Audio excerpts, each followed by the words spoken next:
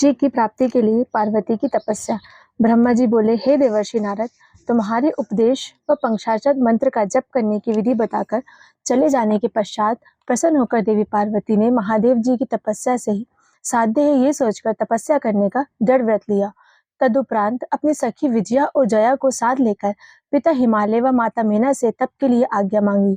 पिता ने तो पार्वती के अनुरोध को स्वीकार कर लिया, परंतु माता ने स्नेहवश तपस्या के लिए कठिन वन में कठिनाइयों, अन्य पशुओं का भय आदि बताकर समझाया।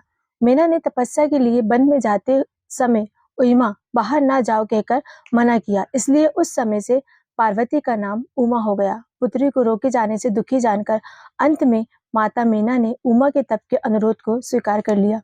माता की आज्ञा पाकर पार्वती मन में भगवान शंकर का स्मरण कर बहुत प्रसन्न हुई और दोनों सखियों के साथ तपस्या करने के उद्देश्य से वन में प्रस्थान किया। अनेक ऐश्वर्यपूर्ण वस्त्रों को त्याग कर, कमर में मूंज की मेखला बांधकर, वल्कल और मृग चर्म धारण करके पूर्ण सन्यासिनी के वेश में गंगा अवतरण तीर्थ में तपस्या करने लगी। इसी गंगा अवतरण तीर्थ शिखर पर भगवान शंकर ने कामदेव को भस्म किया था। गौरी के वहां तपस्या करने से ये शिखर गौरी शिखर नाम से भी प्रसिद्ध हुआ। गौरी ने उस स्थान पर अनेक वृक्ष लगा वेदी का निर्माण किया एवं तपस्या करने लगी। ग्रीष्म ऋतु में अपने चारों तरफ अग्नि जलाकर उसके बीच में बैठकर तपस्या करती और निरंतर पंचाक्षरी मंत्र का जाप किया करती। वर्षा काल में वेदी में बैठकर या चट्टान पर बैठकर निरंतर भीगती हुई, एक शीतकाल में बर्फ पर बैठकर मंत्र का निराहार जप करती हुई तपस्या करती रही। तपस्या से अवकाश पाकर अपने लगाए वृक्षों को सींचती, उनकी सेवा करती एवं वहां पधारे हुए ऋषि मुनियों का आतिथ्य सत्कार भी शिव को ध्यान में रखकर श्रद्धा पूर्वक करती। इस तरह कठोर व्रत व तपस्या करते हुए देवी शिवा को असंख्य वर्ष बीत गए। फिर शिवा फल पत्ते की खाना छोड़कर निराहार व्रत में लीन हो गई, इसलिए देवताओं ने उनका नाम अपर्णा रखा। फिर देवी उमा एक पैर पर खड़े होकर पंचाक्षर मंत्र का जप करती हुई शिव प्रेम को मन में धारण किए हुए तपस्या करने लगी। इस प्रकार तपस्या करते हुए उन्हें 30,000 वर्ष बीत गए। इसके बाद जहाँ शिव ने 60,000 वर्षों तक तप किया था, वहां देवी उमा ठहरकर चिंतन करने लगी कि क्या कारण है कि इतनी दीर्घ तपस्या करने पर भी भगवान शंकर प्रसन्न नहीं हुए। भगवान शंकर तो सर्वज्ञ, सर्वात्मा, सर्वदर्शी, समस्त ऐश्वर्यों के दाता, दिव्य शक्ति संपन्न भक्तों को अविष्ट फल देने वाले हैं। यदि मैं भगवान शिव में अनुरक्त हुई हूँ तो भगवान मुझ पर प्रसन्न हो। यदि मैंने नारद जी द्वारा दिए पंचाक्षर मंत्र का उत्तम भक्तिभाव से विधि पूर्वक जप किया है तो मुझ पर प्रसन्न हो। इस प्रकार शिव की आराधना करती हुई पार्वती कठोर तप करने लगी। उनकी तपस्या के प्रभाव से वन प्रांत कैलाश के समान हो गया। ऐसी कठोर तपस्या देखकर और शिव के प्रसन्न होने पर हिमालय, मेरु, मेना और मंदरांचल आदि ने शिवा को बहुत ही समझाया। शिवजी प्रसन्न होने वाले नहीं हैं, अतः घर लौट चलो। परंतु उमा अपने व्रत में दृढ़ रही और बोली, जिस शिव ने कामदेव को भस्म कर दिया है वे महादेव विरक्त थे। फिर भी मैं अपनी तपस्या से उन भक्त वत्सल भगवान शिव को अवश्य प्रसन्न करूंगी, ये मेरी दृढ़ धारणा है। ये सुनकर शिवा के पिता, माता, भाई व सगे संबंधी जैसे आए थे उनकी बातें सुनकर वैसे ही लौट गए और उमा पहले से भी अधिक उग्र तपस्या करने लगी। उनकी तपस्या से देवलोक, असुर, किन्नर, यक्ष, मुनि, विद्याधर सभी संतप्त हो उठे। तब इंद्र आदि सभी देवता गुरु बृहस्पति की सलाह से सुमेरु पर्वत पर स्थित मुझ ब्रह्मा से मिलने आए। उसके चेहरे पर मलिन हो रहे थे। वहां पहुंचकर सभी दुखी देवताओं ने मुझे प्रणाम किया और इस प्रकार संपूर्ण संसार के संतप्त होने का कारण पूछा। उनके पूछने पर मैंने शिव का मन ही मन ध्यान किया एवं योग बल से सारा कारण जान लिया। इस समय विश्व में जो पीड़ा का उदय हो रहा है उसका कारण देवी गिरिजा की तपस्या है।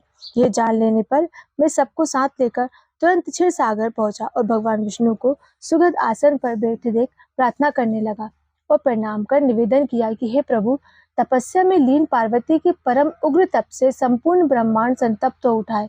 उसी तप से संतप्त होकर हम आपकी शरण में आए हैं। हम लोगों की दीन वाणी सुनकर लक्ष्मीपति बोले, हे ब्रह्मा, इसका कारण मैंने जान लिया है। इसके निर्वाणार्थ में हम शिव के पास चलना चाहिए। वे बड़े कृपा निधान है, वही इसका निवारण करेंगे। हमें चलकर उन्हें प्रसन्न करना चाहिए और शिवा के वरण के लिए उनसे अनुरोध करना चाहिए। इस प्रकार कहकर और सभी देवताओं को साथ लेकर भगवान विष्णु वहां गए जहाँ शिव उग्र तपस्या में लीन थे। वहां पहुंचने पर भगवान विष्णु ने सबसे पहले शिव के पास तुम्हें नारद ही भेजा और स्वयं दूर खड़े रहे। भगवान शिव अत्यंत प्रसन्न मुद्रा में है। ऐसा तुम्हारे द्वारा स्पष्ट संकेत करने पर सभी देवता शिव जी के पास पहुंचे और वेद उपनिषदों के द्वारा मंत्रों द्वारा उनका स्तवन करने लगे। सभी देव मुनियों के साथ मेरे और विष्णु के स्तवन से भगवान त्रिनेत्रधारी शिव प्रसन्न हो गए और आने का कारण पूछा। तब भगवान विष्णु बोले, हे देवादिदेव, आपके औरस पुत्र से ही हम देव मुनियों को पीड़ा देने वाले तारकासुर का विनाश संभव है। मेरा यह कथन सर्वदा सत्य है। हे देव, तारकासुर द्वारा दिए जा रहे कष्ट से आप हम लोगों का उद्धार करें। हे भगवान, कठोर तप करती हुई पार्वती पर दयालु होकर उनका पाणी ग्रहण करें। इस प्रकार शिव जी बोले, हे विष्णु, मेरे द्वारा गिरिजा के पाणी ग्रहण के बाद सारे देवता सकाम हो उठेंगे और परमार्थ के मार्ग से भटक जाएंगे। काम नरक की गति प्रदान करने वाला है। काम से ही क्रोध होता है, उससे मोह उत्पन्न होता है एवं मोह से तपस्या नष्ट होती है। इस प्रकार निष्काम धर्म का उपदेश देकर भगवान शिव पुनः ध्यानस्थ हो गए। शिव के इस प्रकार कहने से देव मुनि सभी अत्यंत निराश होकर विलाप करने लगे एवं शिव की प्रसन्नता हेतु करुण वाणी से निवेदन करने लगे। देव मुनियों की दीन प्रार्थना से भगवान ध्यान से विरक्त होकर गए एवं प्रसन्न हो हम लोगों के जाने का प्रयोजन फिर से जानना चाहा। तब श्री हरि विष्णु बोले, महेश्वर, आप सर्वज्ञ हैं, अंतर्यामी हैं। आप हमारे मन की बात भली भांति जानते हैं। हम लोग तारकासुर से भयभीत हैं। तारकासुर हमें अत्यंत पीड़ा दे रहा है। ब्रह्मा जी के वचन के अनुसार उसका विनाश आपके पुत्र द्वारा ही संभव है। अतः आप शिवा पर प्रसन्न होकर उन्हें ग्रहण करें। नारद जी की आज्ञा से पार्वती आपको प्राप्त करने के लिए कठोर तपस्या कर रही हैं। उनके तप के तेज से सारा ब्रह्मांड दग्ध हो रहा है। इसलिए हे परमेश्वर, आप प्रसन्न होकर शिवा को ग्रहण करने का वर देने चाहें। देवताओं के हृदय में आपका विवाह देखने का बड़ा उत्साह है। इस प्रकार निवेदन कर विष्णु आदि देवताओं और अनेक मुनियों ने अनेक स्तोत्रों द्वारा उनकी स्तुति की। तब शिव बोले, हे देवगण, आप लोग प्रसन्नता पूर्वक अपने अपने लोग जाए। यद्यपि विवाह करने में मेरी कोई रुचि नहीं है, फिर भी मैं पार्वती से विवाह करूंगा और तुम्हारे कार्यों को सिद्ध करूंगा।